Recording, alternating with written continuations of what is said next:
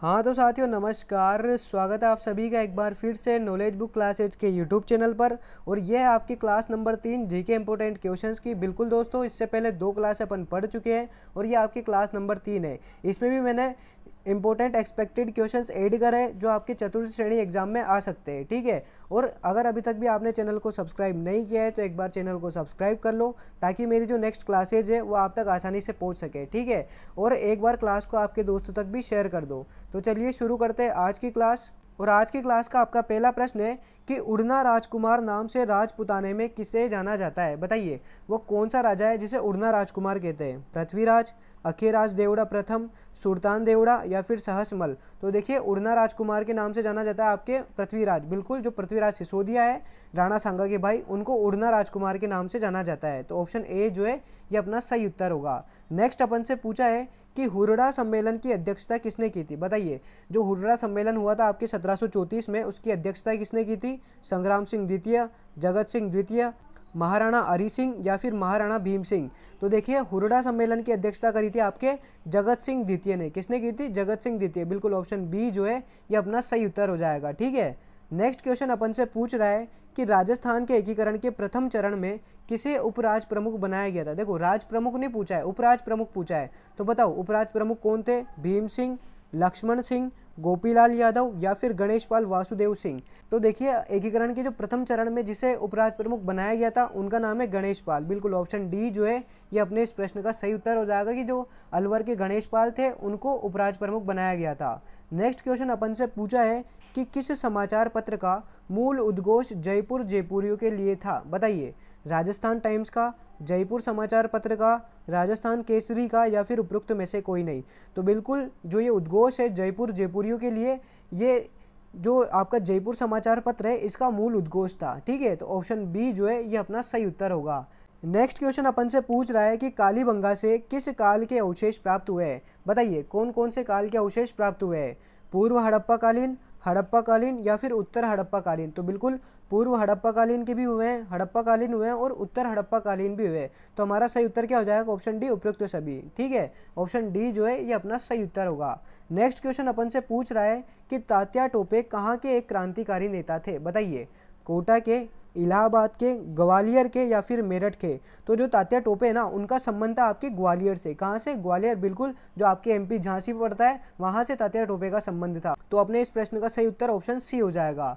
Next question अपन से पूछा है कि किस हत्याकांड को गांधी जी ने दोहरी डायरशाही की संज्ञा दी। यानी कि वो कौन सा हत्याकांड था जिसको गांधी जी ने दोहरी डायरशाही कहा है। बताइए निमाड़ा हत्याकांड, नीमूचना हत्याकांड, गोविंदपुरा हत्याकांड या फिर डाबड़ा हत्याकांड।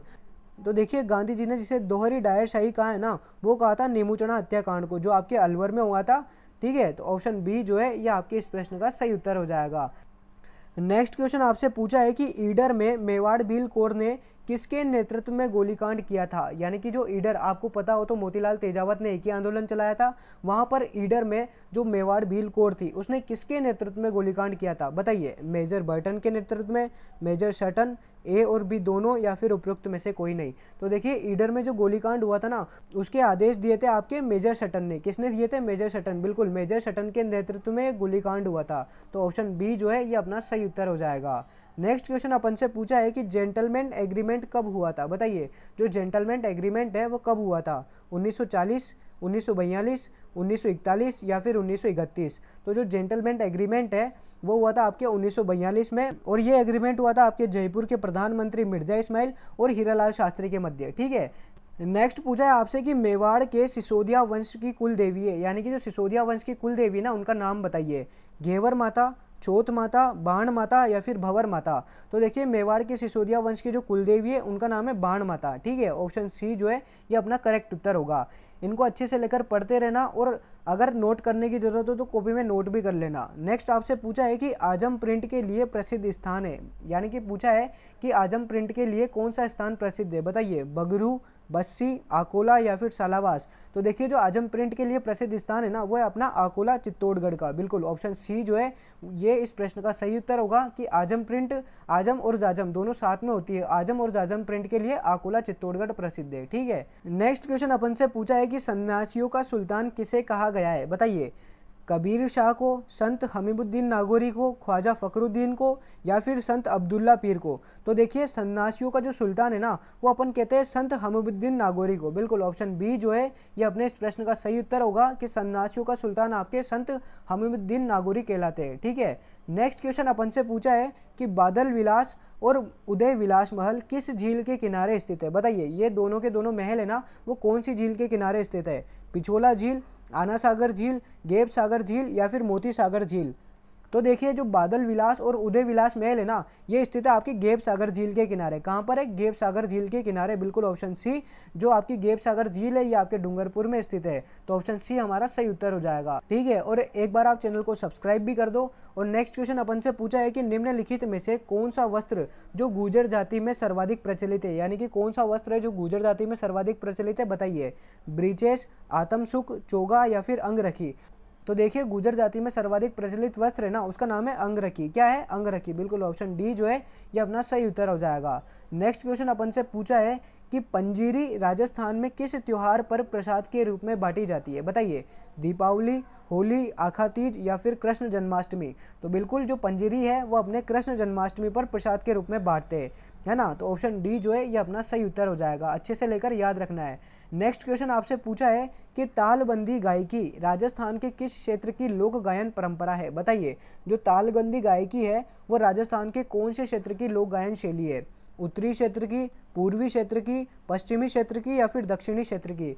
तो जो तालबंदी गायकी है ना ये अपने पूर्वी क्षेत्र की लोक गायन शैली है। ठीक है, तो ऑप्शन बी जो है ये अपना सही उत्तर हो जाएगा। नेक्स्ट क्वेश्चन आपसे पूछा है कि राजस्थान संगीत संस्थान स्थित है। बताइए, जो राजस्थान संगीत संस्थान है वह कहाँ स्थित है। जयपुर में, कोटा में, बूंदी में, या फिर दौसा में। तो आपके राजस्थान संगीत संस्थान स्थित है जयपुर में। कहाँ पर स्थित है? जयपुर में। बिल्कुल ऑप्शन ए जो है ये अपना सही उत्तर होगा। ठीक है, नेक्स्ट अपन से पूछा है कि गरासिया समुदाय का सबसे बड़ा मेला है, यानी कि जो नीचे 4 मेले दिए हुए ना उनमें से गरासियों का सबसे बड़ा मेला कौन सा है। बताइए, मनखारो मेला, कपिल मुनि मेला, सीताबाड़ी मेला, या फिर केसरिया नाथ जी का मेला।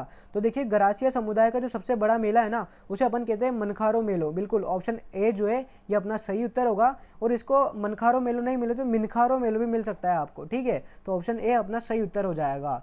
नेक्स्ट अपन से पूछा है कि उत्तरी अरावली की सर्वोच्च चोटी है। बताइए, उत्तरी अरावली की सर्वोच्च चोटी कौन सी है। खोह, गुरु शिखर, भरोच, या भरोच करना भाई, भरोच या फिर रघुनाथगढ़। अब इस क्वेश्चन को ना बहुत से स्टूडेंट गलत करेंगे क्योंकि गुरु शिखर देखते वो टिक कर देते गुरु शिखर, लेकिन प्रश्न ना खेला खेला है। वो अपन से पूछ रहा है कि उत्तरी अरावली यानी कि जो शेखावाटी क्षेत्र है ना उसकी सर्वोच्च ऊंची चोटी कौन सी है। तो अपने इस प्रश्न का सही उत्तर होगा ऑप्शन डी, रघुनाथगढ़। बिल्कुल, जो उत्तरी अरावली की सर्वोच्च चोटी है ना वो रघुनाथगढ़ है। अगर प्रश्न आपसे पूछे कि राजस्थान की सबसे ऊंची चोटी कौन सी है तब आपको गुरु शिखर बताना है, या फिर पूछे कि दक्षिणी राजस्थान की कौन सी है तब आपको गुरु शिखर बताना है। लेकिन अगर पूछे कि उत्तरी अरावली की कौन सी है तो आपको रघुनाथगढ़ टिक करना है। ठीक है, तो ऑप्शन डी जो है ये अपना सही उत्तर होगा।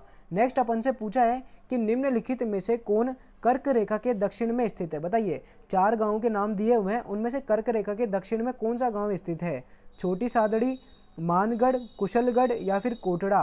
तो आपके इस प्रश्न का सही उत्तर है ऑप्शन सी, कुशलगढ़। बिल्कुल, जो कुशलगढ़ है जो अपने ठिकाना भी हुआ करता था वो आपके कर्क रेखा के दक्षिण में स्थित है। तो ऑप्शन सी अपने इस प्रश्न का सही उत्तर हो जाएगा। ठीक है, नेक्स्ट अपन से पूछा है दोस्तों कि निम्नलिखित में से ग्रीन फायर किस खनिज को कहा जाता है। बताइए, ग्रीन फायर यानी कि हरी अग्नि के नाम से अपन कौन से खनिज को जानते हैं। तांबड़ा, पन्ना, हीरा, या फिर अकीक। तो देखिए आपके हरी अग्नि यानी कि ग्रीन फायर के नाम से अपन पन्ना को जानते हैं। किसको जानते हैं? पन्ना।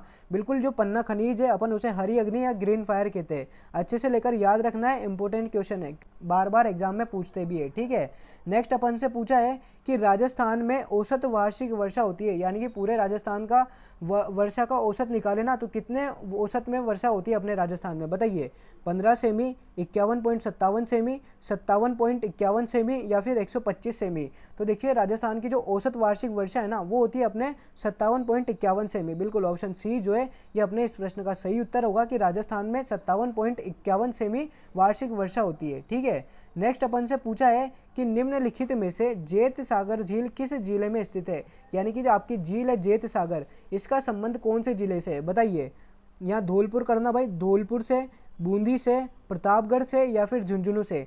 तो बिल्कुल जो जेत सागर है ना वो आपके बूंदी में स्थित है। कहाँ पर स्थित है? बूंदी में। बिल्कुल ऑप्शन बी जो है ये अपना सही उत्तर होगा कि जो जेत सागर झील है वो बूंदी में स्थित है।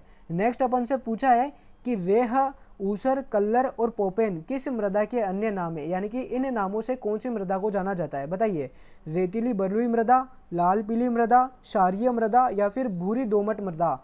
तो अपने इस प्रश्न का सही उत्तर हो जाएगा ऑप्शन सी, क्षारीय मृदा। बिल्कुल, क्षारीय मृदा को अपन ऊसर, कल्लर, पोपेन और रेह के नाम से जानते हैं, ठीक है। तो ऑप्शन सी जो है ये अपने इस प्रश्न का सही उत्तर होगा। नेक्स्ट अपन से पूछा है कि वर्ष 2011 की जनगणना के अनुसार न्यूनतम जनसंख्या वृद्धि किस जिले की है, बताइए। बाड़मेर की, चित्तौड़गढ़ की, राजसमंद की या फिर श्रीगंगानगर की। तो देखिए 2011 की जनगणना के अनुसार है ना, जो न्यूनतम जनसंख्या वृद्धि है वो है अपने श्रीगंगानगर की। कहाँ की है? श्रीगंगानगर जिले की। बिल्कुल, ऑप्शन डी जो है ये अपना सही उत्तर हो जाएगा, ठीक है। नेक्स्ट अपन से पूछा है कि जनगणना 2011 के अनुसार क्रमशः भारत एवं राजस्थान की नगरीय जनसंख्या का प्रतिशत क्या था। देखो, जनसंख्या से एक ना एक क्वेश्चन तो आपसे पूछा ही जाएगा और ये आंकड़े 2011 के चलेंगे, ठीक है, क्योंकि अभी तक नवीन जनगणना के आंकड़े नहीं आए हैं। तो अब आपको बताना है कि भारत की और राजस्थान की नगरीय जनसंख्या का प्रतिशत क्या है, बताइए।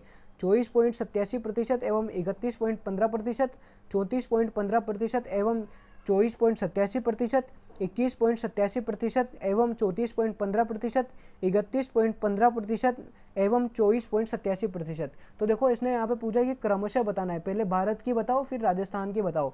तो भारत की जो नगरीय जनसंख्या का प्रतिशत है वो है अपने 31.15% और राजस्थान का है 24.87%। तो ऑप्शन डी जो है ये अपने इस प्रश्न का सही उत्तर हो जाएगा, ठीक है। और नेक्स्ट अपन से पूछा है कि राजस्थान में औद्योगिक दृष्टि से पिछड़ा जिला कौन सा है, यानी कि जो नीचे 4 जिले दिए हुए हैं ना, उनमें औद्योगिक दृष्टि से पिछड़ा जिला कौन सा है, बताइए। कोटा, जालोर, अजमेर या फिर अलवर। तो देखिए औद्योगिक दृष्टि से जो पिछड़ा जिला है ना वो अपना जालोर हो जाएगा, क्योंकि कोटा में उद्योग है, बिल्कुल विकसित है उद्योग के मामले में। अजमेर भी है और अलवर भी है, अलवर में तो भिवाई है ही सही। तो ऑप्शन बी जो है ये अपने इस प्रश्न का सही उत्तर हो जाएगा, ठीक है। नेक्स्ट अपन से पूछा है कि विक्रम संवत पंचांग के अनुसार शीतला अष्टमी किस दिन मनाई जाती है, बताइए। जो शीतला अष्टमी का त्यौहार है वो कौन सी तिथि को मनाते हैं? चैत्र कृष्ण अष्टमी को, चैत्र शुक्ल अष्टमी को, फाल्गुन शुक्ल अष्टमी को या फिर कार्तिक कृष्ण अष्टमी को। तो देखिए अपने जो शीतला अष्टमी का त्यौहार है ना वो मनाते हैं चैत्र कृष्ण अष्टमी को। बिल्कुल, ऑप्शन ए जो है ये अपने इस प्रश्न का सही उत्तर हो जाएगा। और इसी दिन गुड़ला त्यौहार का आयोजन होता है आपके जोधपुर पीपाड़ में, ठीक है, ये भी आपको याद रखना है। नेक्स्ट पूछा है आपसे कि दीनदयाल अंत्योदय योजना किस योजना का पुनर्गठित रूप है, यानी कि जो दीनदयाल अंत्योदय योजना है इस योजना का पुराना नाम क्या था, ये आपसे पूछा है। तो बताइए, स्वर्ण जयंती शहरी रोजगार योजना, इंदिरा गांधी विकास योजना, प्रधानमंत्री अन्नदाता योजना या फिर इनमें से कोई नहीं। तो जो दीनदयाल अंत्योदय योजना है इसका प्राचीन नाम था स्वर्ण जयंती शहरी रोजगार योजना। बिल्कुल, ऑप्शन ए जो है ये अपना सही उत्तर हो जाएगा। और ये दीनदयाल अंत्योदय योजना का नाम रखा था आपके 2015 में, ठीक है। नेक्स्ट अपन से पूछा है कि जैन समुदाय द्वारा पर्युषण पर्व किस माह में मनाया जाता है, बताइए। आश्विन, श्रावण, कार्तिक या फिर भाद्रपद। तो बिल्कुल जैन समुदाय द्वारा जो पर्युषण पर्व है वो आपके भाद्रपद में मनाया जाता है। और दोस्तों एक बार और याद रखना कि अगर आपसे पूछे कि जैन समुदाय के जो त्यौहार है वो किस महीने में आते हैं, तो 2 महीने आपको याद रखने हैं, एक तो भाद्रपद में आते हैं और एक चैत्र में आते हैं, बस इन दोनों महीनों में आते हैं, बाकी किसी में नहीं आते, ठीक है। तो अपने इस प्रश्न का सही उत्तर ऑप्शन डी हो जाएगा कि जो पर्युषण है वो भाद्रपद में मनाते हैं। नेक्स्ट अपन से पूछा है कि मुख्यमंत्री एकल नारी सम्मान पेंशन योजना निम्नलिखित में से किससे संबंधित है, बताइए। विधवा, तलाकशुदा एवं परित्यक्ता महिलाओं को पेंशन के लिए, 55 वर्ष से अधिक आयु की प्रत्येक महिला के लिए, अनुसूचित जाति एवं जनजाति की विधवा महिला के लिए या फिर उपयुक्त सभी के लिए। तो देखिए मुख्यमंत्री एकल नारी सम्मान पेंशन योजना है ना, ये चलाई जा रही है आपके विधवा, तलाकशुदा और परित्यक्ता महिलाओं के पेंशन के लिए, ठीक है। तो ऑप्शन ए जो है ये अपना सही उत्तर हो जाएगा, ठीक है। नेक्स्ट अपन से पूछा है कि निम्नलिखित में से राज्य के किन जिलों में बायोफ्यूल संयंत्र यानी कि जैव ईंधन है ना वो स्थापित किया गया है, बताइए। जो जैव ईंधन है वो कहाँ कहाँ पर स्थापित हुआ है? जयपुर, भीलवाड़ा, सिरोही, जयपुर, जैसलमेर, चूरू, झुंझुनू, अलवर, जयपुर या फिर भीलवाड़ा, उदयपुर, बांसवाड़ा। तो बिल्कुल राजस्थान में जो बायोफ्यूल संयंत्र है ना वो लगाया आपके जयपुर, भीलवाड़ा और सिरोही में। बिल्कुल ऑप्शन ए जो है ये अपना सही उत्तर होगा कि जयपुर, भीलवाड़ा और सिरोही में आपके बायोफ्यूल संयंत्र स्थापित किए गए हैं, ठीक है। अच्छे से लेकर याद रखना है और एक बार क्लास को आपके दोस्तों तक शेयर भी कर दो। नेक्स्ट अपन से पूछा है कि निम्नलिखित में से कौन सी तिलहन फसल नहीं है। देखो नेगेटिव क्वेश्चन पूछा है कि जो तिलहन नहीं है ना यानी कि जिससे तेल नहीं निकाला जाता है उस फसल को टिक करिए। सरसों, अलसी, मक्का या फिर सोयाबीन। तो देखो अपने इस प्रश्न का सही उत्तर है ऑप्शन सी, मक्का। बिल्कुल, जो मक्का है ये आपके तिलहन फसल नहीं है, ठीक है। ऑप्शन सी अपना सही उत्तर होगा।